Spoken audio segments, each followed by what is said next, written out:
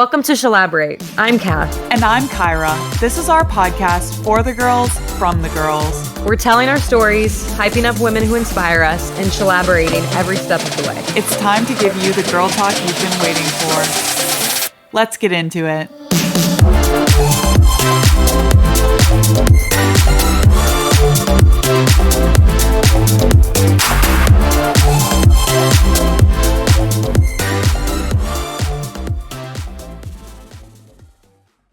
All right, we're doing this. This is officially our first episode of 2026. Today is New Year's Day, and we're bringing you a special episode, just Kathleen and I. We're going to break it up into two parts.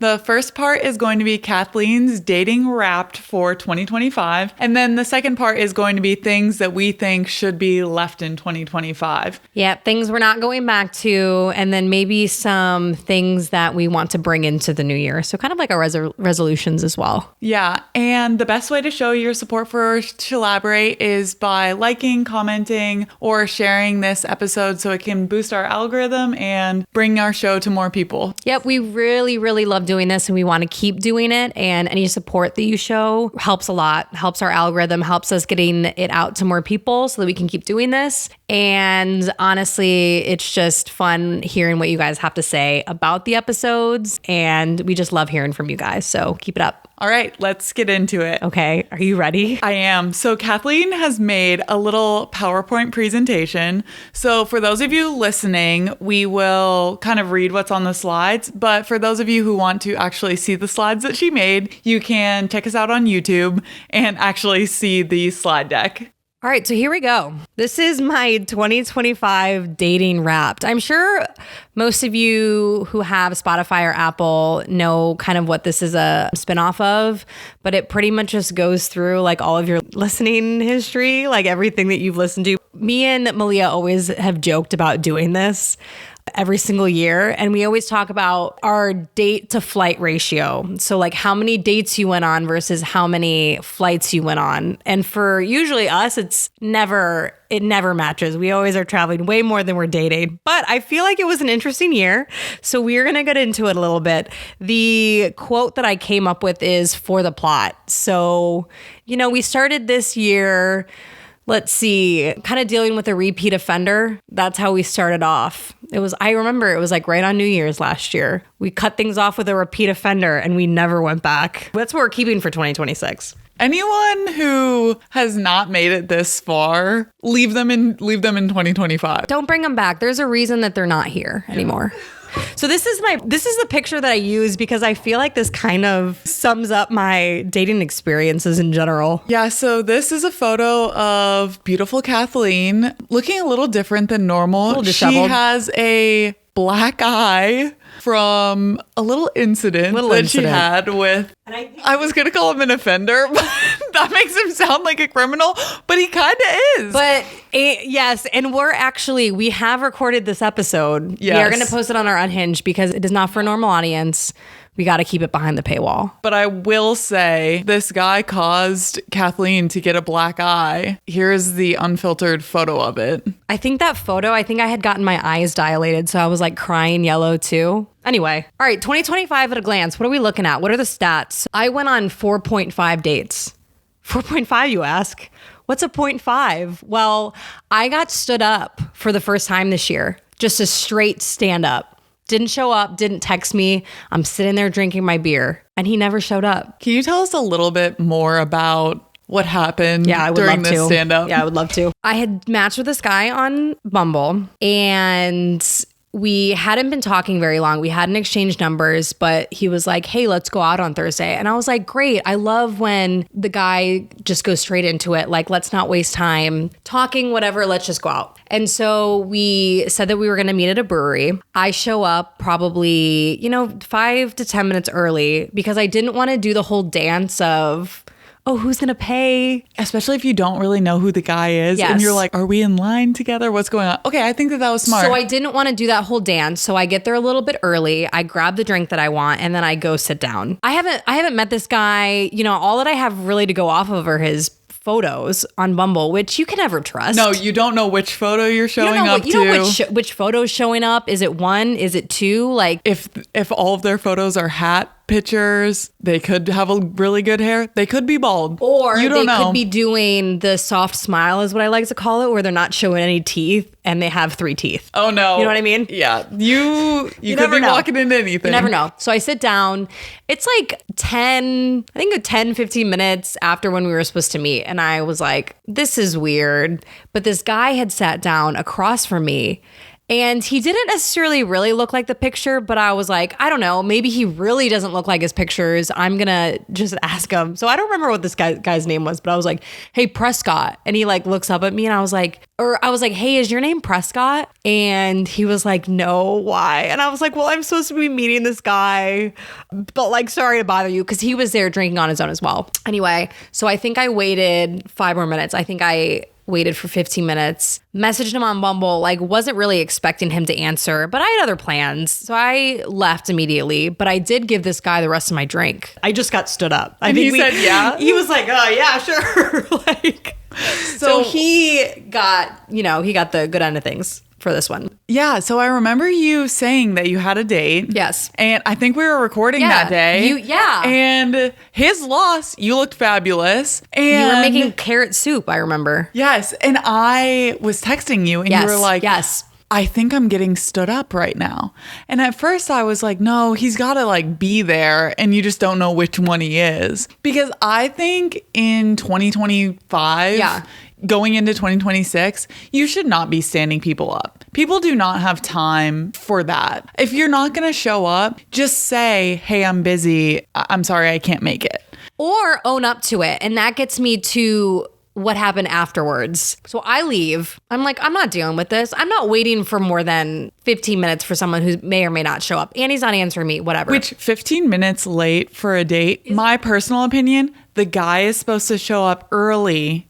Like earlier than early. Yes. Get the table, secure the table, whatever. I just feel like it's very gentlemanly to do that. Maybe it's a little bit old fashioned, but I think it's nice if you're the guy, you show up extra early, especially if you're the one who asks them on the date. Yeah. If you're waiting 15 minutes, no, to me, they're an hour late. Agreed. They're way late. I think I had Malia on the phone, so I was talking to her for like maybe the first 10 minutes just to like keep myself occupied. But then I get a message from him like 3-4 hours later. It's like 10 p.m. at this point. And he was like, hey, I'm so sorry. I'm in the Army and I was stuck in the skiff and I didn't have my phone. Which for anyone who's not in the Army, skiff is basically a windowless room. It's a secure, compartmentalized information facility.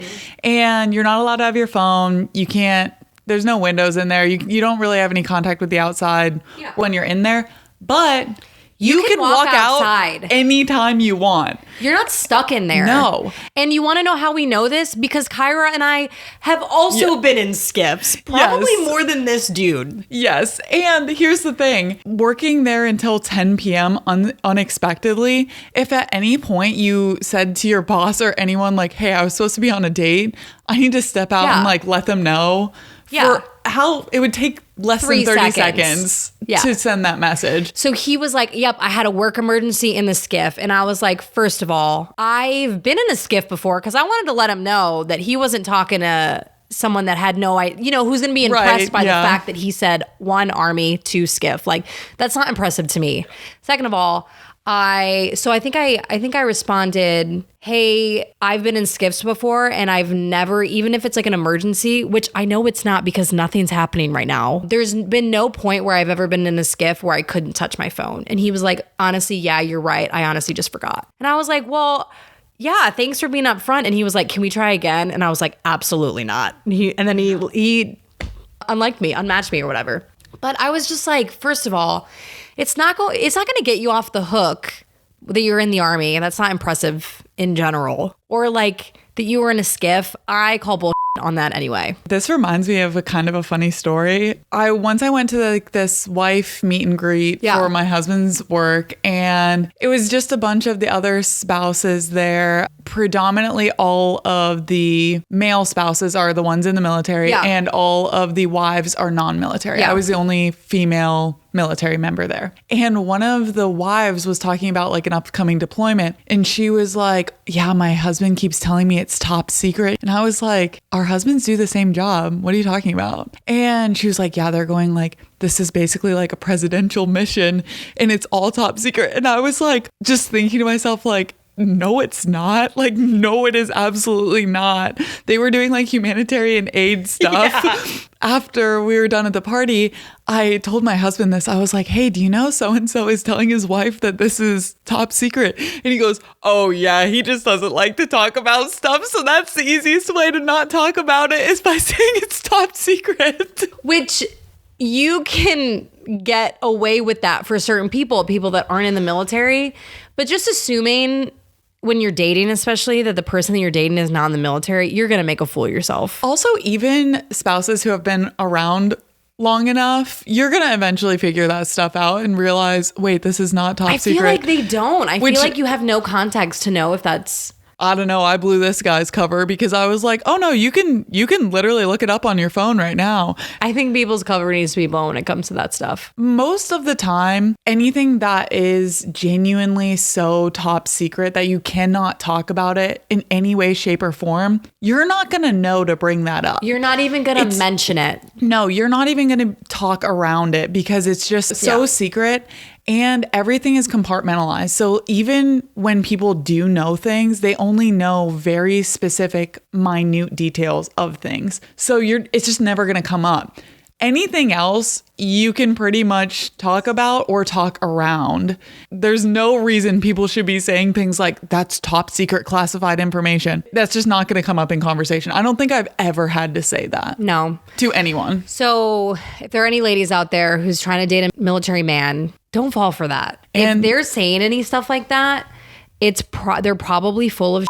Stay away from that. Don't let them get away with that. And they're trying to probably look a lot cooler than they actually are. Yes. Secondarily, send us screenshots and we will interpret everything. Yeah, we will publicly call them out. And it's not even a question of national security because he's probably lying. Yeah, I honestly think it's really funny when people say stuff like that. Yes. Let's get back into it. This is the at a glance. So 4.5 first dates. I got stood up on one of them.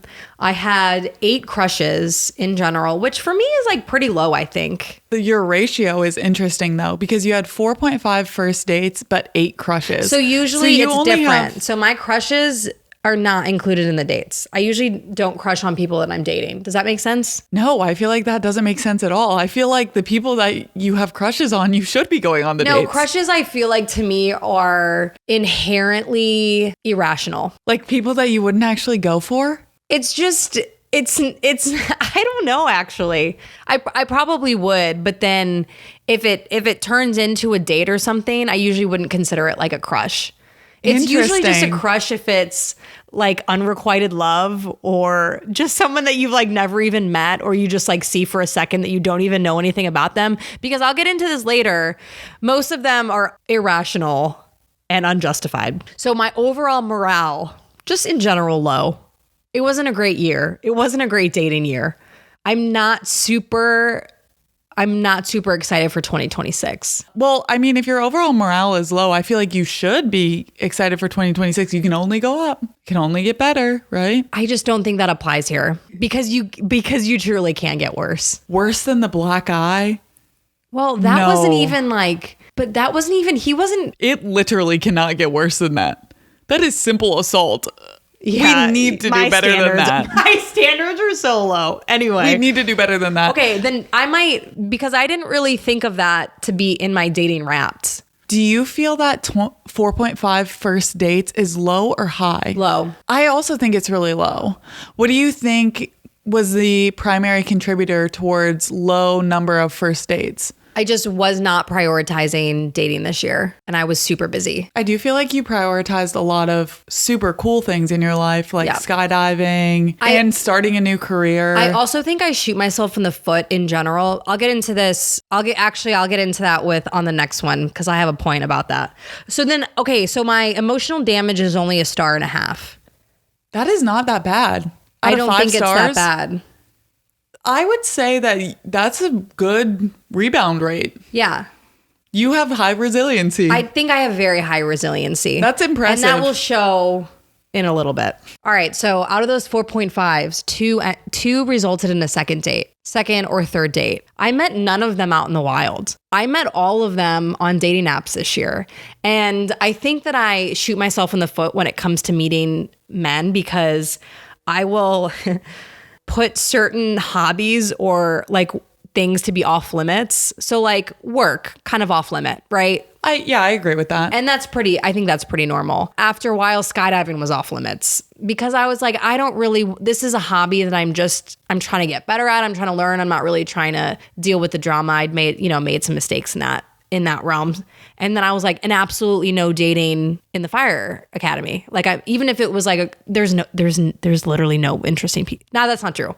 There's literally no one I would date in the academy. Sure. But even if there was, like, off limits, I'm not. And that's all that I do. What else do I do? You have to either basically have a throwaway hobby that you're not, I mean, you're competing when you're skydiving. Like you are on a team now. So that's a lot more serious than, well, I can just join a new gym or not go back to this rock climbing place. Yeah. Or, you don't have a lot of options if you mess something up so bad that you're like, I don't. And I had that happen. I was like, something went south and I was like, I didn't go to the drop zone because I didn't want to see this person. Yeah. And I just didn't want to deal with that anymore. That's very difficult. So going into 2026, are you going to continue that? Or what are your thoughts? I'm not going to continue that. You're not? No, I think I'm going to open my aperture a little bit. How? What's your plan? Well, I think I need to go to a gym. Oh, you think meeting people at like a... I honestly don't know. I don't know what I should do. So if you have any advice, I don't even know if I'm going to focus on that. The best date that I had, I think, or at least idea, was when we made gingerbread houses and cooked chili together. That was very cute. That was just a fun idea. It was fun. We had a blast. Definitely would recommend cooking with the person, like that being kind of the first couple dates that you go on, just because you kind of see how you are with that person, and then if they can cook, how they act, whatever. It was a good date. Would recommend. And I think the worst date, I didn't have any really terrible dates, but this one does come to mind. We just kind of really didn't click. And at one point, there was kind of a silence, and he goes, "So like, is there anything else you want to know about me?" And I was like, I can't work under these conditions. I can't date and have a conversation under these conditions. I feel like that's a very good indicator that the conversation was not flowing very naturally. No, it was not. So what happened, might you ask? Times they ended it one time. Do you think merited or not merited? I think super merited. I think he realized I wasn't really into it. So yeah, times I ended it, no times. But mutual ghosting, which is, I love that. I love a fade out. Too long, didn't read, one. What does that mean? It just means, I don't know how I would explain it. And I don't think too long, didn't read. Too long? Like they sent you a text message that was too long? No, I guess I just mean in general, like the explanation behind this ending it. Too long, didn't read. Oh my gosh, Kathleen. I don't really want to get into it. I don't know how to explain it. Okay, and overall, the total number of times you cried over a man? 0.5. I'm not going to give it a full 1 because I was drunk. Oh, no, that doesn't count. So you don't think it counts at all? No, absolutely not. Absolutely not. Listen, if you're on your period, if you've had a very bad day, circumstantially unrelated to this person. Doesn't count? Doesn't count, no. Or if you're drunk, especially with friends, doesn't count. Doesn't count. No. The only times it counts is like you're sitting alone somewhere, you're talking to this person and they make you cry. That is the only time it counts. Because you are fully focused on this person. Like that is clearly the cause of the crying. I'll give it a 0.5, I think, with everything that you just said. I mean, it was like... That's not bad though. All right, noteworthy additions. How many obsessions did I have? I think I probably had 3 obsessions. Were these part of the crushes? No. This is separate. Why were none of the crushes? I don't know. It's And these are also people you didn't date. No, one of them was. Are these celebrities? One of them was? One of them was. But he wasn't a crush? He wasn't a crush. I need a matrix of this. I need to probably lay it out a little bit easier. I think 2 of those were justified. 2 of the obsessions? When you say obsession, what do you mean? I mean, like, I need to stop thinking about this person. Oh, yeah, that happens to me a lot with my husband. Sometimes I'm just thinking about him. Okay, well, sometimes happy. That's different. Sometimes mad. Well, yeah. This is more of just mostly happy. I do think the categories is like, oh, a cute little crush. It's like the kind of like innocent, especially when you've been single a long time like I have. They come on a little too quickly. But I slipped into 2 famous people's DMs this year. Oh, yeah. And I had a 50% success rate. Yeah, whatever happened with that? Nothing. I know you guys messaged for a while and then... Yeah, and then... Maybe you should reinvigorate that in 2026. Maybe I should. Just hit him up with, hey, Happy New Year. What's your plans? Doing? That'd be wild. Yeah, who knows? A win is a win.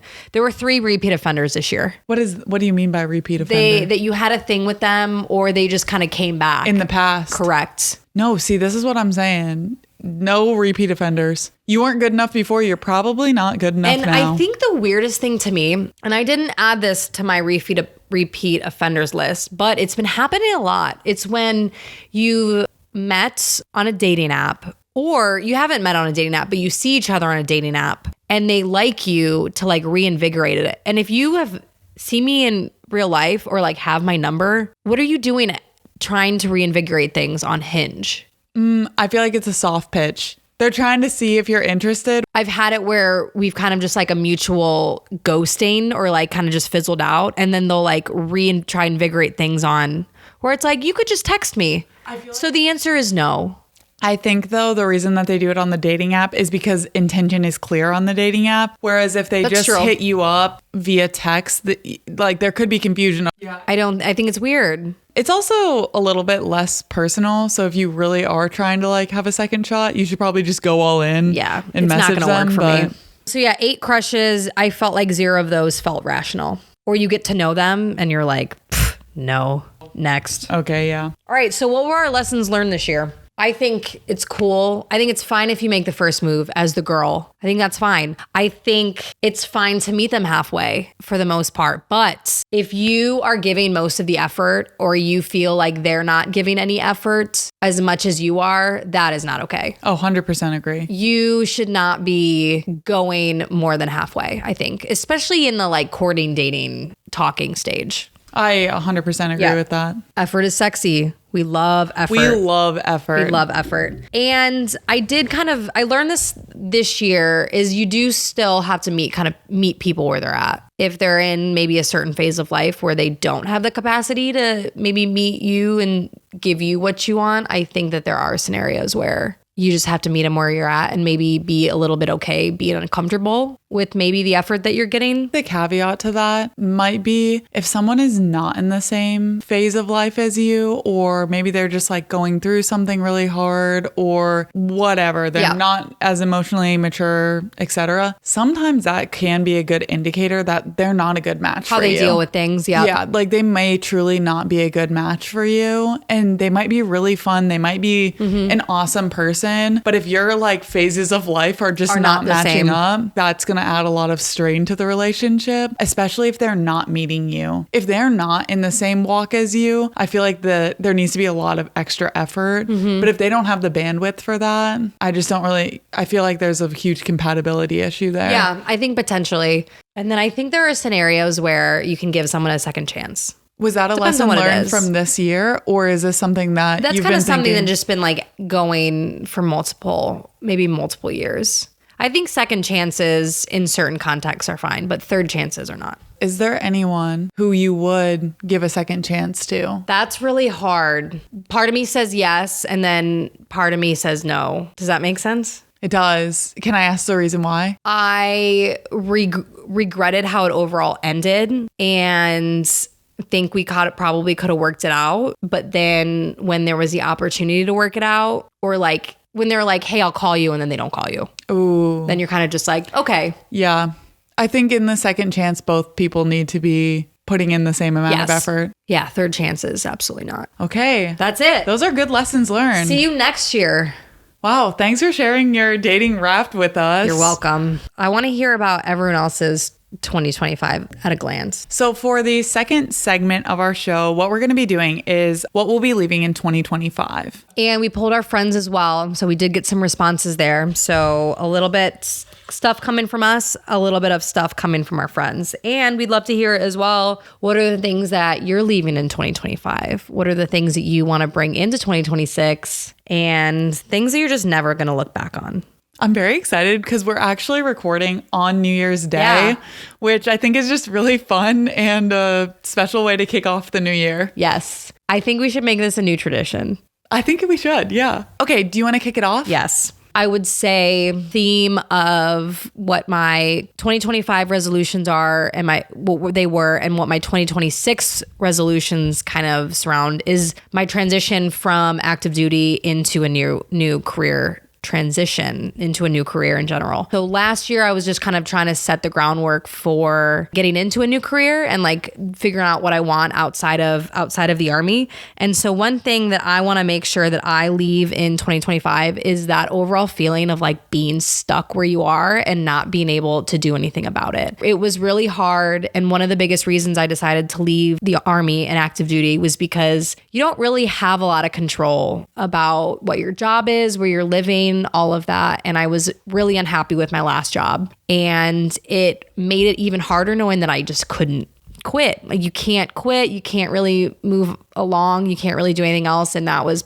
really, really hard for me. And it's nice going to a new career where I can pick to not work in certain areas. I can pick to not work with people just by the fact that I'm not taking that job. So feeling stuck and putting myself in scenarios that I feel like I can't leave, I'm leaving in 2025. I'm not going back to that. That is going to be so good for you. Yep. I'm so excited to see where you end up. I think 2026 is going to be a big year for you. I hope so. Starting over completely. Sometimes it is overwhelming knowing you can do anything. Honing in and figuring out exactly what I want to do is exactly what 2026 is going to be about, which is exciting. This is truly the first time since maybe you made the decision to go to college that you actually get to choose for your own life what you want to do. Mm-hmm. And that feels really good. That's like over 10 years of someone else choosing that for you and you making the best of that. So I can't imagine how awesome your life is going to be when you get to fully be in control of that. Yes. That's what I'm very much looking forward to. This one kind of goes along with the job thing, but leaving in 2025 is trying to prove that I'm qualified for a position. Totally. When it's obvious or when I'm overqualified for it or just needing to quantify that to people. That is just something I want to leave behind. Having to continuously prove yourself, especially in a room of other people who don't have to prove themselves, who are just like inherently thought to belong there. I think we leave that behind.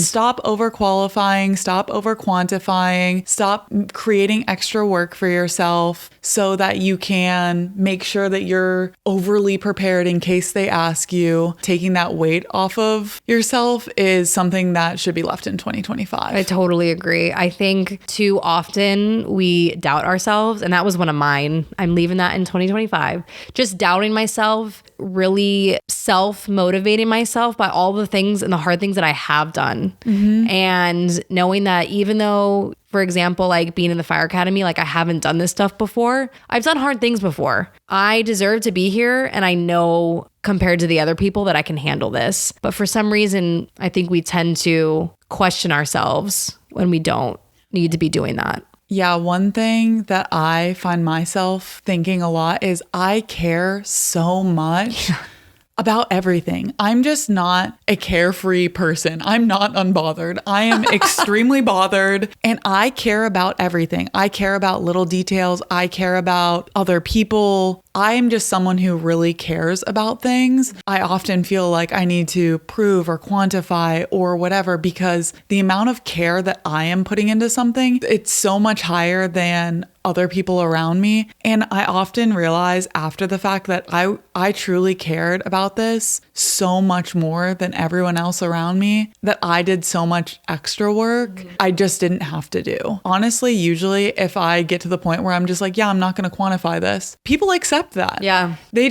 don't really question it any further. And it's usually me putting it on myself and creating really high expectations and standards for myself that no one else would ever put on me. No one else is doing. And they're not even putting it on themselves. No, they don't put it on themselves. They aren't doing them. And it's because I care a lot that I am pushing for this, but I could spend that time and energy so many other places. So that's what I'm trying to focus on in 2025 is putting energy and that care into things that I love and am passionate about, not things that I'm worried need this for whatever XYZ reason to prove that I'm good enough to do these things. That you should be in the room. Totally. Exactly. Yeah. Because one of mine was just in general doubting myself. I have found even in the academy of maybe I am not cut out for this. And it's really just my own.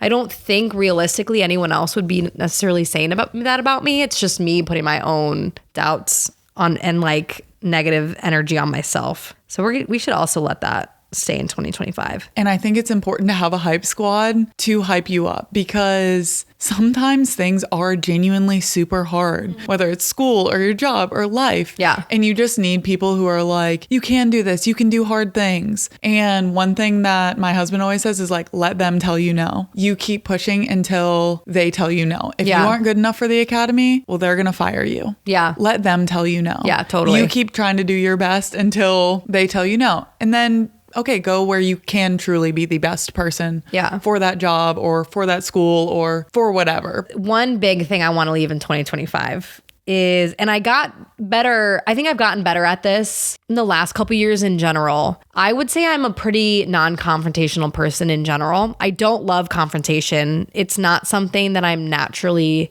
good at or want to deal with, but it is something that I think being in the Army and being through some of the stuff that we've been through, I'm getting better at it in general. And one thing I want to leave in 2025 is letting people get away with saying some stupid stuff, whether it's, these little micro sexist or just comments or just being up on a platform and saying things that are wildly inappropriate. I think it's time to stop letting people get away with that stuff and calling people out. I mean, you know how I feel about that. Yeah. I am extremely direct. I know you tend to take the funny approach. I tend to take the very direct, not mean necessarily, but direct approach. And that's what works for me. I am not afraid of confrontation. I think that my background makes me less nervous of confrontation and the military. Being in the military, I think in general, people are more direct. It helps set up boundaries. Yeah. That make people well aware of what you are and are not willing to tolerate. And the more direct you are with those boundaries, the better that you can hold them to that and that they actually understand what you are saying. Yes. There's no confusion if you are direct with someone and hey, that was really inappropriate. I'm also done with letting it bother me when I do take that direct approach, people telling me that I'm aggressive or defensive, because that happens to me a lot. And I'm gonna let it stop because it bothers me because I don't think I'm a generally defensive or aggressive person, but I think I come across that way in some of these areas. And so I'm going to let that go too. Yeah, this year my work decided to nickname me the bully. Really? Yeah, I don't know if I told you this. Didn't? No, they literally gave me a plaque that says this. Dang. Because there was a scenario where someone at work was outright horrific at his job. And there's no other way to say it. He was blatantly dangerous. No one was correcting him. We do something after exercises and stuff called an after action review. We call it an AAR. Yeah. It's basically just an overview of how you... Yeah, how sustain improves. Yeah, they're supposed to give you sustains and improves. Primarily improves. I mean, it doesn't really help anyone if you're just yeah, everything that you're doing is awesome. You're so good. The purpose of it is to make people better. This guy, and unfortunately, as a byproduct, his team was so bad that they were dangerous, genuinely dangerous, did not know how to deal with medical situations. It was really bad to the point of I was supposed to be an observer. They did the AAR. Everyone was like, you're so good. You guys are so good. But then in private, ragging on him and saying how bad he was. And I was like, hey, you need to make these corrections in public. You need to be telling him or else he's not going to get better. So the next AAR, I just kind of laid it out of hey, these are the things that you guys are doing really poorly at. And the guy started crying. And which I was like, okay, I'm not really sure why you're crying. Take notes down and get better. Yeah. This is not the time and place to be crying. And then they started calling me a bully. because he cried. And then there was like a few other scenarios where people were being really disrespectful, or like another scenario where someone was screaming at people on my team. And I was like, hey, if you want to yell at someone, come and yell at me. I answer for my team. Come yell at me. Like, don't be yelling at these lower ranking guys. Come yell at me if you have a problem. That somehow gained me a reputation of quote unquote being a bully. And I was like, yeah, because I stand up for myself. I stand up for my team. I say when things call people for what it is. Yeah, when people are being disrespectful or they're really terrible, I'm not just sitting there and allowing it to happen. And then there was other times in meetings where guys were like, I'm so glad you said that because I was so afraid to say it. Like, I didn't want to be the one to say it. But that got me the reputation of being a bully. And I'm like, good. Yeah. Like, if you don't like me at work, it means that I'm doing my job and like speaking up for people who can't or won't, or who are too afraid to say when things are not right. Yeah. And the day that I get the reputation of, oh my gosh, most lovable lady in the army. Yeah, probably that's not when a I good know day. I'm not doing my job. Yeah. So yeah, but it is pretty annoying to have the reputation of the bully, because I don't think anyone in my personal life or anyone on my team who actually knows me would say that. Yeah. That is so annoying. Yeah, especially because I think that happens a lot in the Army, is people are afraid to give feedback and criticism because they're afraid of situations like that. And that is not helpful to anybody. If they're going to call you a bully for telling it to the guy's face, but they're saying the same stuff in private, that makes you worse. You are the problem. Yeah. And I also had a sergeant major in my unit be like, why'd you bitch him out like that? And I was like, I didn't. I was providing him feedback with clear solutions of how to implement this. And I was like, you guys were all talking bad about him behind his back. That's not better. You're not a better leader for that. No. And I was like, I don't think that if I was a guy, you would have said that I was quote unquote him out. No. Which I totally get. There's a right and a wrong way to give people feedback. Yeah. But I also think that the feedback that I was giving him was very direct. Like, hey, it's dangerous to wait to call in a medical situation because now you don't have medevacs getting to you. That's not like me personally attacking him. Yeah. Now, if I had been like attacking his character, okay, yeah, that's not okay. Like making fun of how he looks, that's not okay. Yeah. But I wasn't doing that. Either correct me for my behavior being wrong, or you guys provide genuine feedback. But don't call me a bully after the fact. No, that's uncool. Yeah, I'd say that's a good goal for 2026. Yeah, because it's not going to stop. It's likely not going to stop. And so it's taking maybe that energy and just using it somewhere else. Like, I'm not going to get mad. The way that you perceive me is not the way that I am. And so I'm not going to let it bother me. Yeah, it's hard. Sometimes it's hard, but because you want people to perceive you the way that you think that you are, right? But some people, they're just not. I try to take it as funny. And I think my team and people who actually know me, they're all like, what? Like, why do they say that? I did not expect to share that story. Oh, I didn't know Dude, that. I have literal plaque. Oh, I have one. Okay. This is also a work one, but something I think may be helpful for other people, and this is kind of a lesson learned for me from 2024 and 2025, is always feeling the need to chase the next hardest thing in life, or the next best unit, or the next big thing. That doesn't mean necessarily that you have to stop challenging yourself. I think that you can challenge yourself personally with things that you're interested in, and stop allowing your job or your school or other people tell you what the next best, greatest thing is. One of the biggest lessons learned for me in 2024, 2025 was trying out for the quote unquote next best unit and really truly realizing the grass is not always greener on the other side. In fact, in a lot of ways, I was treated worse, and the environment was way worse, and it was really disruptive towards my home life because I didn't get to live with my husband. Truly made me realize the grass is greener where you water it. Chasing this career is not for everyone, but chasing things like spending more time with my friends, traveling more, doing things that I love, and challenging myself in ways that enrich my life as a person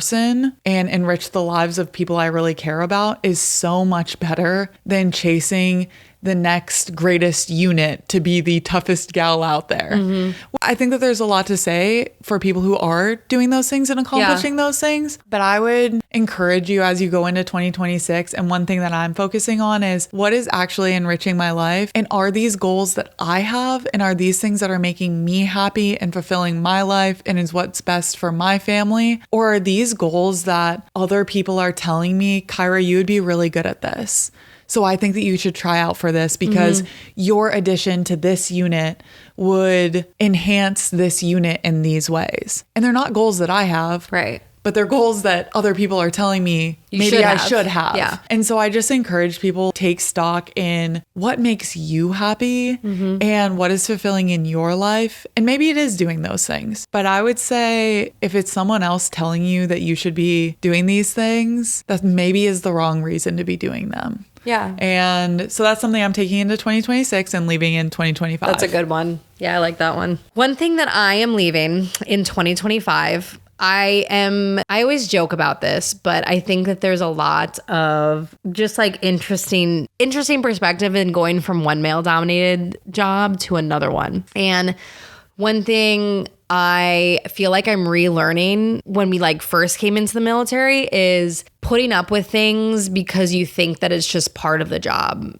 It's like, I am a woman in this field, therefore I have to put up with X, Y, and Z because my existence there, because at least they're letting me do this, is not something that you have to do. You don't have to put up with comments or the behavior just because you think that you being there in the first place is good enough. It's not. And I kind of realized that, and it's nice because I do get to decide where I want to go. You don't have to say yes to like all of these opportunities or just because they want you or whatever. You don't have to put up with anything, the disrespect, behavior, just because you think it's part of the job. And that's one thing that I am not going to put up with in 2026 is being around people that like, one, don't want me there, don't think I should be there, and like don't respect me first and foremost as a person. And I'm kind of dealing with that right now of, hey, I could probably take this job, but is it really going to make you happy? Because you're probably going to be with people who don't really want you around or don't think you should be there. I'm leaving that in 2025. I'm finding a job that people want me. They know what I can bring to the table and are just enjoyable to be around. You get to decide in 2026 what your life is going to be like. What you're spending your effort on. Your time is valuable. Your emotional energy is valuable. And I think that when you're expending a lot of that time and emotional energy on justifying other people's bad behavior, for lack of a better way of saying it. Or your existence in a certain community. I think it's extremely draining. We've done that for 10 plus years now. That's far too long. Yep. I don't think I have that in me anymore. No one should have to do that for that long. Yeah. Okay, I have a funny one. Okay. This is a funny one, but I'm also dead serious about this. So anyone who knows me, you know that I am a big thrift shop gal. Yeah. These boots, pink boots, Michael Kors, got them at a thrift shop. I love them. I love thrift shops. I hate junk shops. Okay. And there's a lot of junk shops out there that are posing as antique shops or thrift shops, and they're just junk. And everyone knows it's junk. It's garbage. Okay. It's just full. They're just full of junk that no one is buying. Please leave these junk shops that are posing as thrift shops and antique shops in 2025. Close your doors. Close them. Please. Get rid of, go to the dump. You know how often I will be like, oh my gosh, a new thrift shop's popped up. And it is like straight up garbage in there. Like if everything that you have is broken or disgusting, it's a no. No one's buying this. What if it's like a Goodwill and maybe not a good area where it's like half and half? See, if it's half and half, that's part of the treasure hunt. Fine. That's a treasure hunt. Okay.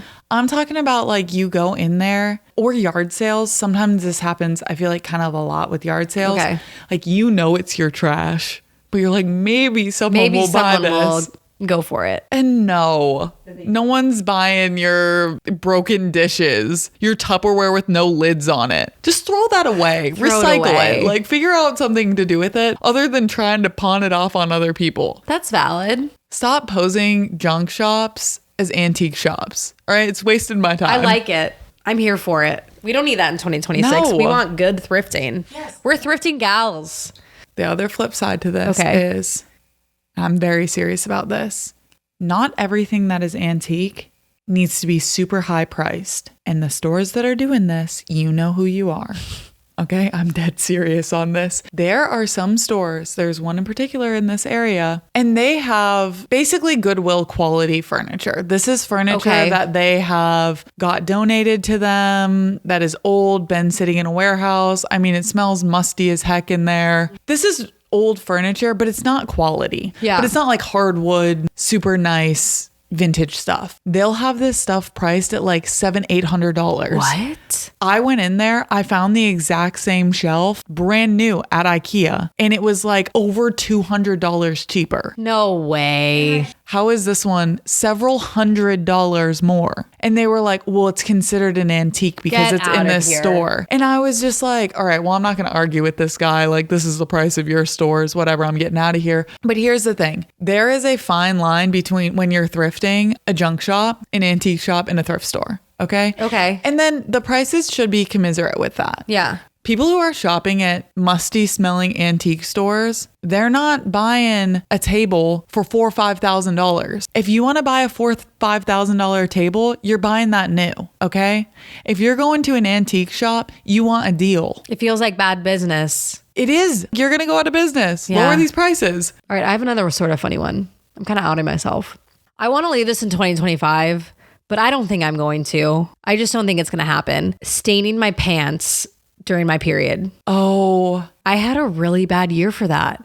And I want to leave it behind so bad. I just don't think I'm going to make any changes. Here's the thing for me. If anyone says that this has never happened to them, I think that they're lying. They must be. First off, I think that they're lying. Second off, I think we can all be gals and just help each other when this happens, because I think sometimes it's inevitable. I would like to leave that in 2025. Never again. That's my final one that I have for things that I'm leaving in 2025. This is from our friends, dating apps. How do you feel about this? I don't know, because it's not like I have luck on them.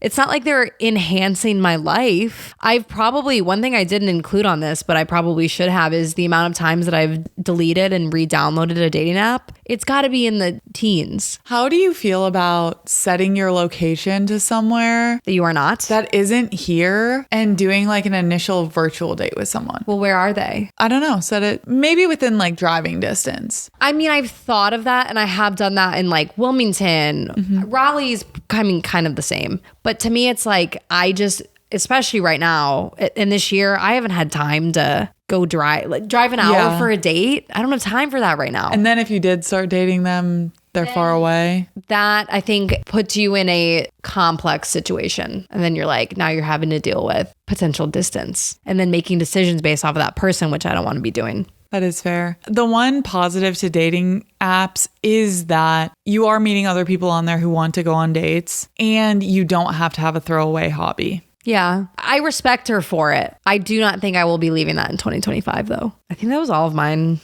Okay, that is our final thing that we're leaving in 2025. What we are bringing into 2026 is more podcasting. Yes. Of course, more podcasting. We don't want to leave that behind. That was one of the biggest things in 2025, I think, for us. Yeah. Not the biggest, but it was a big thing in 2025. We started in 2025 and we're still going strong in 2026. We are. And that was kind of our big goal, was just to keep going and getting better and just keeping at it. And I'm proud of us for doing that. Me too.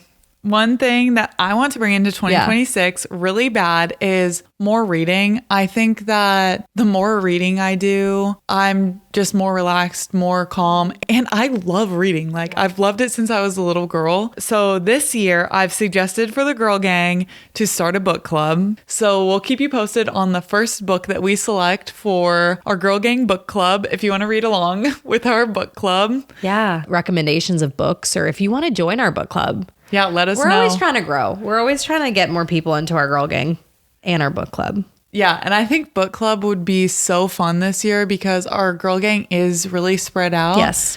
Everyone is busy with their own lives, but this is something I think we can all incorporate and just keep us closer in 2026 as we're all doing our own things. Also, reading is so wholesome and I feel like so good for you that it's something that we should bring into 2026. I love it.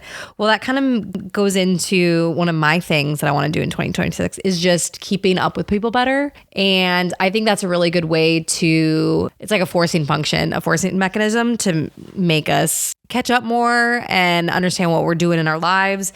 But that is a big thing. I'm pretty notorious at not answering text messages or answering like weeks later or just not keeping up with people in general. And so that's something I'm going to work really hard at is maybe not responding right away, but just being a lot more deliberate about catching up with people, checking in with people, and responding to people in general. That was my big one. Well, as we wrap up this episode, one thing that we wanted to do was a shout out to some of our number one fans from 2025. Your support has really, truly been what's kept us going and enabled us to keep podcasting. Some of our number one fans from 2025 were my neighbor, Beck. Yeah, girl. You know who you are. You've been listening since episode 1. You're probably the main reason we make sure we bleep out all of our swear words. Yeah. You are. Because we know you listen with the kids. So we're going to keep doing that.